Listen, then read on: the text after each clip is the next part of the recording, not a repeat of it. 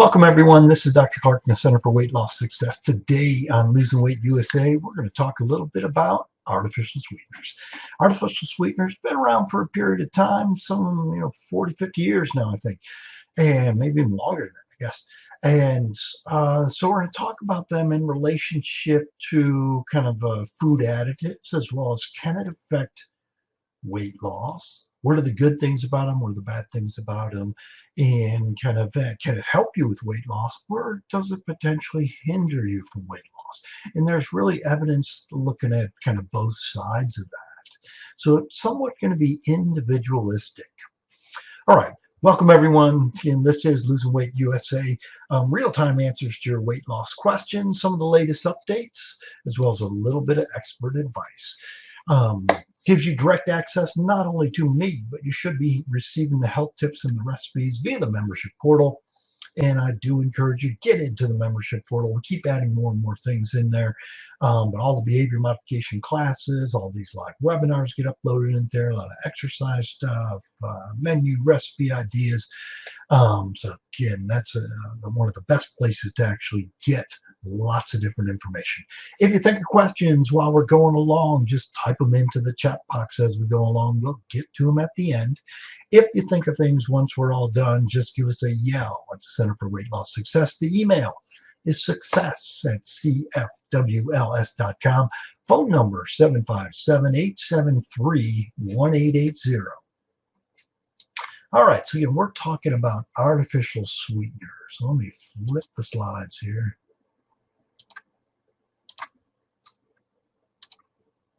All right, very good. I think we are good. All right, so artificial sweeteners. So this is what we're going to kind of hit on today. What is the role kind of actual sugar? And then we're going to talk about, when we start talking more about artificial sweeteners, we need to talk about whether they're nutritive or non-nutritive sweeteners. And then we'll talk about some specific ones: sugar, alcohol, saccharin, aspartame, sucralose, ACE-K, neotame, advantame, stevia, and then how does it affect weight, or can it affect weight, really? All right, so what is the role of actual sugar? We've kind of hit on this intermittently during all these discussions. Now, a couple hundred years ago, around 1800, the average consumption of sugar itself was about 25 pounds per year. As compared to 200 years later, around 2000, the average consumption is almost 150 pounds a year.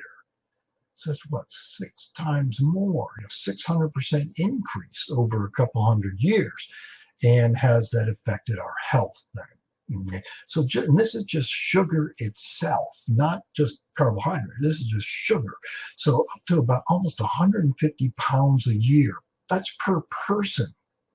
Okay, so that's an amazing number. 25 pounds, 200 years ago, up to 150 pounds in recent past here. The bottom line is we tend to have innate desire for sweet things. Okay? Now, your body actually requires no sugar. We've talked about this multiple times. It does not require any sugar. We don't have to take in sugar. That's not a nutrient we have to have. Specifically, carbohydrates are something we don't have to take in. Our body can make them. So we don't actually have to ingest them. So it's not a specific requirement that we have to take this in. But we tend to, again, have this innate desire for things that are sweet. So kind of in order to try to reduce the consumption of actual sugar, again, 25 pounds 200 years ago, 150 pounds in recent past. So try to reduce the consumption of sugar, other sweeteners or other sources of sweetness have been developed. Okay. And is this helpful or not? Now we can divide some of these sweeteners, now outside of sugar, these sweeteners into nutritive versus non-nutritive. Okay? Which basically means that, is it providing calories or other things that are important to our nutrition or not? Or is it just an additive? Okay? So foods from food groups, grains, vegetables, fruits, dairy, meat, oils, those are basically nutritive components to our food. So they provide us nourishment, vitamins, minerals, calories, and so they're considered nutritive. Any product that may be added to these foods and really don't provide any specific nutrition to us, specifically calories or something that we need, are considered non-nutritive. So most of the things we're going to talk about today are somewhat non-nutritive. There's some exceptions to that. Okay? Now, the FDA places sweeteners under what's called GRAS, or GRAS, G-R-A-S, as kind of the listed under GRAS. And what that basically means, generally regarded as safe. Okay, that's what that is. So GRAS, again, they're thought to be, they're food additives, they're dietary supplements, and they're thought to be kind of added, they're thought to be fairly safe. Now, that doesn't mean they've all been specifically studied, but they're thought to be fairly safe. Now, since 1999, there have been at least, there's probably more like 15,000 new products which contain artificial sweeteners, and these have all been launched. There might be probably closer to 20,000 nowadays. All right, so the first thing we're going to talk about is a sugar alcohol. I start out with this is because sugar alcohols are actually a nutritive sweetener. And it's because they do provide calories. They don't provide something else that we require. They provide calories. And they're neither, even though they're called sugar alcohols, they're neither a sugar or an alcohol. But actually they are carbohydrates. And they do occur in nature. Okay, they occur naturally in many fruits and vegetables. So it's not like, they're all chemically made in the chemistry department somewhere in some manufacturing plant. But they can be regarded as sugar-free because technically they're neither a sugar, again, nor an alcohol. Sugar alcohols, though. The sweetness, though, okay, the sweetness varies, and different sugar alcohols can have different sweetness to it. Okay. And it varies from about 25% to close to sugar, or 100%, as sweet as table sugar. Table sugar is sucrose. Okay. Talk about that in the carbohydrate discussion anyway. So, but the sweetness varies, but you'll notice it typically isn't quite as sweet as table sugar. Some examples of that are sorbitol, mannitol, xylitol, erythritol, lactitol, and isomalt. Doesn't have all on it. All typically on the end of something is an alcohol. Okay, and it's related, and that's just a chemical makeup. That doesn't mean it actually has what we would digest as true alcohol. So these things, they typically aren't quite as sweet as sugar. There are a lot of people that are very sensitive to it. They have less calories than actual sugar, and so they typically have somewhere between 1.5 to 3 calories per gram, as opposed to sugar, which is 4 calories per gram. So they provide a little less calories, but a lot of people will react to them. They tend to cause some gas, some bloating, some loose bowel movements. And so a lot of people have to be very careful with sugar alcohols. People are different. Some people do fine with them. Okay, so you have to be a little careful. Gas, bloating, diarrhea, those are most common things that may be. And it's typically because they're not completely absorbed. Okay? And again, what you have to keep in mind is that they're not calorie-free. They're sugar-free because there's not actual sugar in them.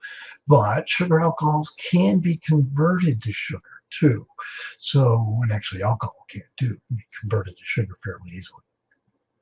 So remember, they're not calorie-free. And since they're not as sweet, sometimes then we'll actually utilize more of that. So you do have to be a little careful with these. And so there's not necessarily, these are bad or these are good. I don't like to label any foods really as bad or good. But you do have to be careful. The calories are there, as well as it's less calories than sugar. The calories are there, and potentially you can have side effects to them. You have to be a little careful, as well as anything that is alcohol, but also sugar alcohols themselves. They can be converted to sugar as well. All right, saccharin. Saccharin's been around for a long time. Yeah, it's actually over 100 years been around. So it's, it's that typical one. I remember my grandmother adding this to her cup of coffee. And sweet and low, sugar twin, nectar sweet, very, very common. It was discovered again over 100 years ago, but they were discovered by researchers who were working on coal tar derivatives. Always makes me wonder how they discovered it. They're licking their fingers, whatever. You say, hey, this is really sweet. They basically have no calories because you'd have to eat a mountain of it to get any calories from it. So it really is non-caloric sweetener. And it does have about 200 to 700 times the sweetness of table sugar. So this is much, much more sweet than actual table sugar is, as opposed to sugar alcohols typically are a little less sweet than table sugar. And that's what we often compare things to as table sugar. It does tend to have a bitter aftertaste to it. So if people are utilizing it, they may notice that. Originally, after it was discovered and began to be utilized, there was concern of could it cause bladder tumors in rats. And the rats, typically they fed the amount of saccharin was like, that's what they were living on type of thing. It's just saccharin. And there were a few rats that got bladder tumor. There has never been shown to any increase in humans. So that concern of bladder tumors really is not there. Okay? Potentially, though, people can have allergic reactions, especially people that have allergies to sulfa medication. Sulfa is typically an antibiotic. Okay? But sulfa is in a number of things. Sulfites in wine, there are a number of things. But sulfa, if you have a sulfa allergy, potentially you can also have an allergy to saccharin. So you do need to be a little careful there if you have a sulfa allergy. Again, it's been around for a long time. Aspartame. Aspartame's also been around for quite a while. It was discovered in 1965. So, what is that? Over 50 years now. Yeah, it was discovered in 65 by scientists who again working on something else. They were working on ulcer drugs. That's how they found it. Again, hopefully they weren't just licking their fingers. All right, but now it's found in literally over 6,000 different foods. This is examples of NutraSweet, Equal, Sugar Twin. Those are the common names that you may see. And aspartame is probably the most controversial because if you were to search aspartame, you'll find there are websites literally devoted to the horrors and the deviltry and all that of aspartame. Now, it was made by connecting two amino acids, aspartic acid and phenylalanine. Okay? And so it's basically they're amino acids. So you'd think this, hey, they're relatively safe.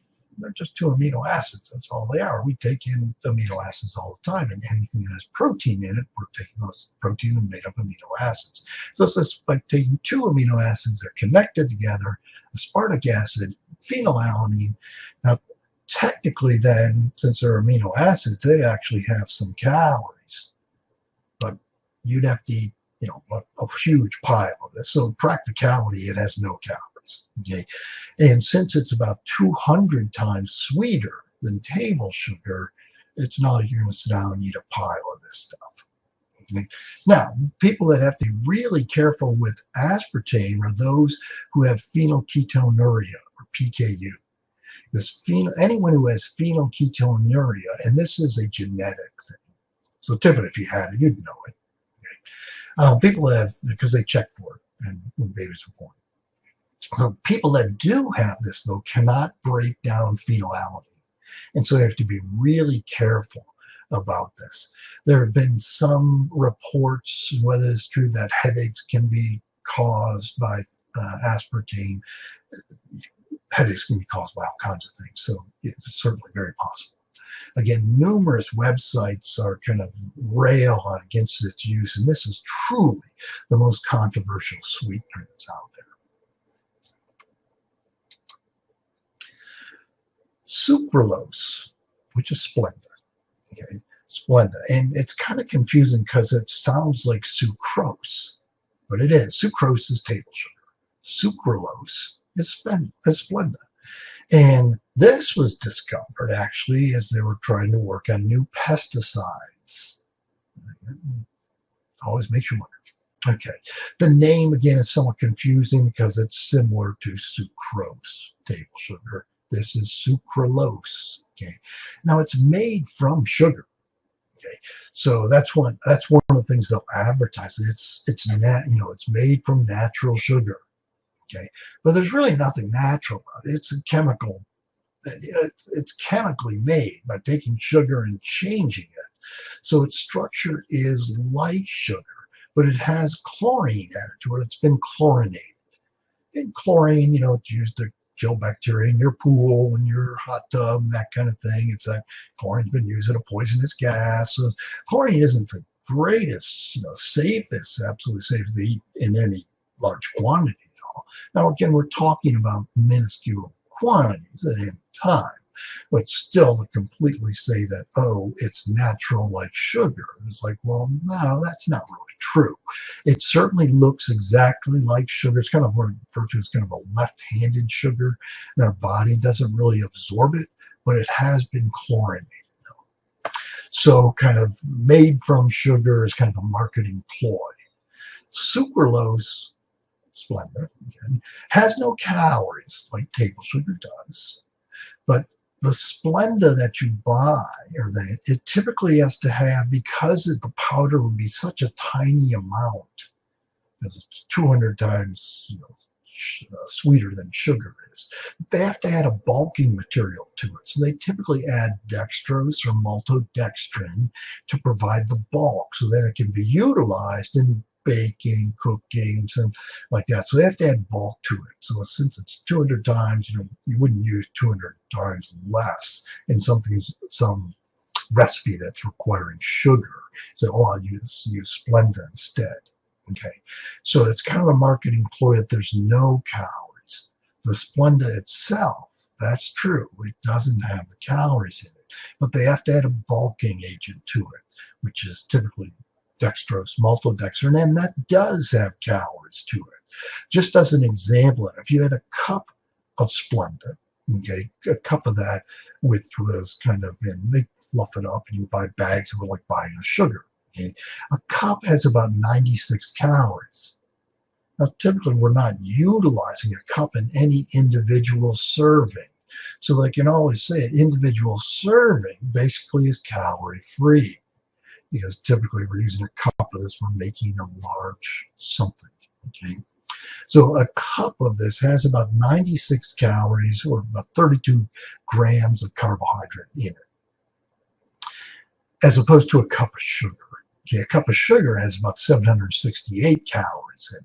So yes, it's way, way less. Okay, and it's about 192 grams of carbohydrate in there and a cup of sugar. So yes, it's much, much less, but to say it's truly calorie free isn't really true, because again, they've added bulking agent to it, and that typically does have some calories and carbohydrate to it. All right, ACE K, acesulfame K. Okay, usually it's often called ACE K. Okay, it's been around since 1988. That's when it was approved. Okay, it's about 200 times sweeter than sugar, so again, they're using tiny little amounts of this. ACE K is often used as a flavor enhancer, and it tends to have a better mouth feel than a lot of the other artificial sweeteners. So typically, they'll utilize ACE K with another artificial sweetener, and it kind of gives a more natural thing. So this is what's in with Coke Zero, right? And you got a lot of the zero products, zero beverages that are out there, and it doesn't have versus a Diet Coke. Versus a real Coke, okay? And Diet Coke, yeah, has typically zero sugar, but it doesn't have the ACE K in it. So typically the HK gives it a better mouth, more natural feel and a taste to it, not the aftertaste. So it tends to have a synergistic sweetening effect. And so again, a flavor enhancer is often used. So it's often listed in the ingredients as acesulfame K, acesulfame potassium. ACE K is one of the common ones. Sunnet, Sweet One, Swiss Sweet. These are all kind of other names for ACE K. Okay? In theory, it does contain a carcinogen, but such a tiny amount it probably isn't. But the carcinogen is methylene chloride, and it's used, and it ends up there through the chemical process of making this. Has been linked to headaches, just like every artificial sweetener, just about depression, nausea. Can you get side effects? Yeah. There are minimal studies done to really fully evaluate this. So again, it's kind of a somewhat of a controversial sweetener as well, but it's in all kinds of things and used as more of a flavor enhancer, kind of a more natural flavor to it. All right, some other ones that aren't used quite as often, but we're seeing more and more. Neotame. Neotame is similar to aspartame. It's a new version of aspartame. And so for that reason, typically it doesn't have the phenylalanine dangers to it. Okay, so it's a newer version of aspartame, or aspartame, whatever you would call it. It's about 10,000 times sweeter than sugar. So again, they're using tiny little amounts. It also is one of those that's very often used as a flavor enhancer. So you can use this, the neotame, in combination with something else. It tends to give it a little more natural flavor to it. There's another newer one that's mainly used in Europe, Altatame, similar concept. This is aspartic acid and alanine. This one's about 2,000 times sweeter than sugar. It hasn't really been utilized in the US. It's more of a European thing. Right, Advantane. It's a cousin to aspartame.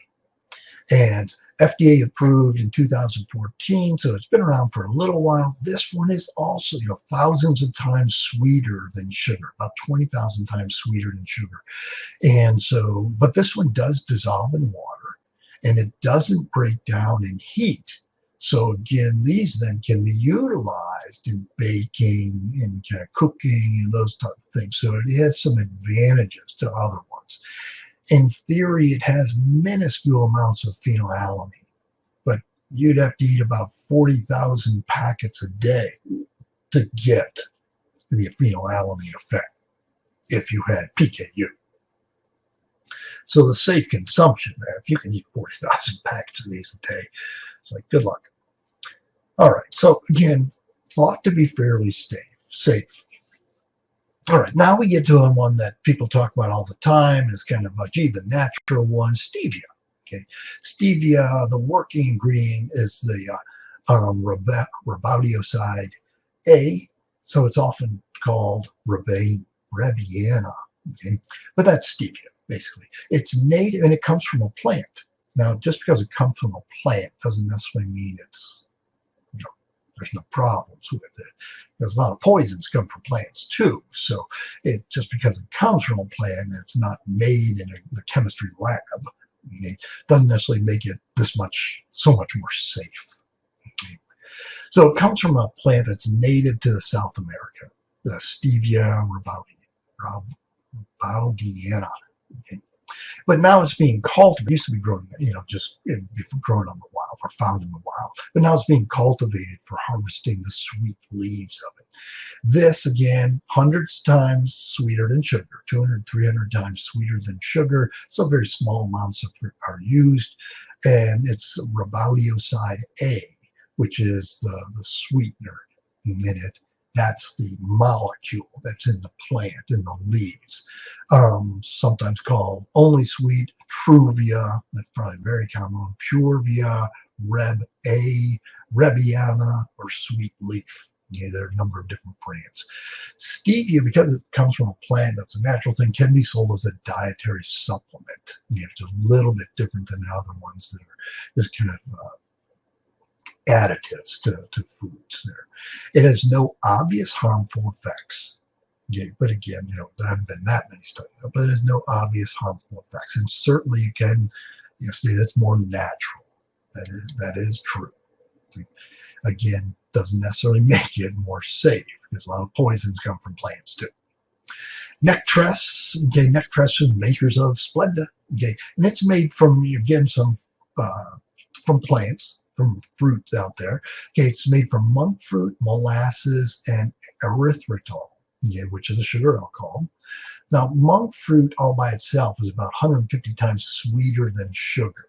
So this is unusual for a fruit. Typically, fruit is less sweet.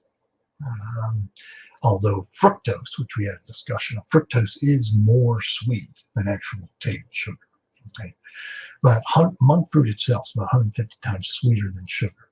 Now, it's often marketed as saying it has 0 calories in a packet. Now, you think about a little packet right there. And as you recall back from a discussion, we talked about the marketing and food labels and things like that. Anything that has less than 5 calories can typically be called zero, right? Because in any serving. So these little packets then are a serving, and they're said to have 0 calories, but that's not really true. They have about the third the calories of regular sugar. Again, normal sugar, teaspoon of sugar, but a packet of sugar is usually about 4 calories or so. So it has about a third of the amount. So it is about a calorie. You'd have to eat a whole pile of this stuff to really, get many calories from it.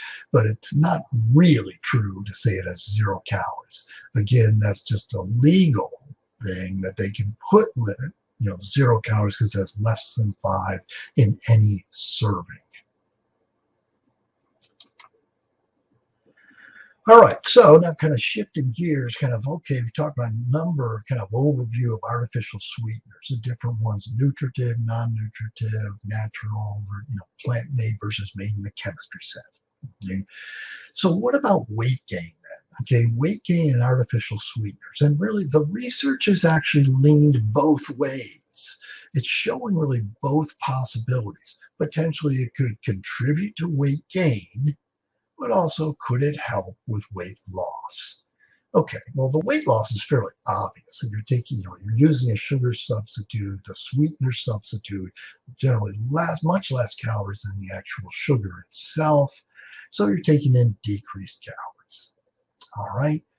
On the other hand, though, you potentially can find that, it makes it harder to lose weight because the sweetness is so much more that it tends to increase sugar cravings. And so we train ourselves to like really sweet things. And subsequently then it tends to make us want more sweet things, and it tends to worsen sugar cravings. Now, part of the way our body works is that if we were to take in something that is sweet, sugar or artificial sweeteners, get artificial sweeteners generally very much more sweet than actual sugar is. The way your body prepares for the sweetness is because it thinks it's getting calories. Your body thinks that it tastes so sweet, it thinks it's getting calories. What it tends to do is release insulin in preparation of getting that sugar. So your body prepares for this sugar by releasing insulin. And so potentially it can make insulin levels go up. And for people that are sensitive to this, that then insulin, as we talked about multiple times, turns on fat storage. And that's a hormone thing. It's a messenger, okay, that helps do this. And it's part of it can actually potentially gain weight. Now, it's not actually getting the calories stored as fat from the artificial sweetener, but the insulin levels go up due to the artificial sweeteners. You're going to take whatever calories you took in and try to store that as fat. So potentially, yes, it can work against you for a couple of reasons. One, can raise insulin levels, which makes it harder to lose weight, easy to gain weight, and it trains us to like really sweet things. And so we tend to crave sweet things. So the real question for any individual then is, are artificial sweeteners affecting your weight? My answer to that is you'll probably need to experiment with them. I encourage people try to use as little as possible. So when I say experiment with them, it's like cut artificial sweeteners out of your diet. See what happens. Does it make it easier to lose weight? Does it make it easier to resist cravings if we get rid of them? It can be a part of your weight solution Typically, it by itself isn't the weight solution, but any kind of processed foods, it typically aren't going to help you from an overall health perspective. So the evidence really can be both ways. And yeah, you really should kind of play with it. Again, my recommendation for most people is try to use as small amount as possible. Okay? So in conclusion, any sweeteners at all are not essential nutrients. And that includes table sugar versus any of the artificial sweeteners. They really exist to nurture your sweet tooth. They're not really nurturing your body. They're not providing something healthful ingredient there. And our innate desire for sweetness may be interfering with your ability to judge good from bad. So as a general rule, we don't get something for nothing. So if all of a sudden we switch, gee, I'm not going to use any sugar, I'm going to use artificial sweeteners, there's probably a trade-off. Okay? So I recommend people try to avoid sugar as well as use a small amount of artificial sweeteners as possible. So really try to avoid both.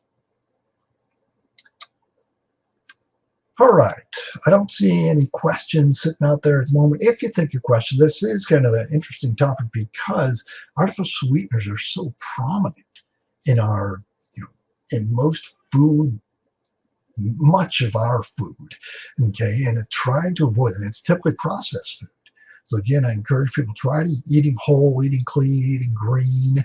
It's always a good idea. You got to get rid of over-processed food, fresh food, vegetable salad stuff, good protein sources. There, simplify. All right, if you think your questions, just give us a yell at the Center for Weight Loss Success. The email again is success@cfws.com. Phone number 757-873-1880. Certainly, you can stop by the store. We do still have the scale there, so if you want to check your body comp, you can get that done.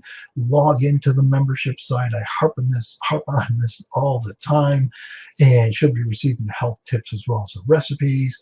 Tune in each Tuesday, 12:15 is actually the right time. I see that hasn't been changed.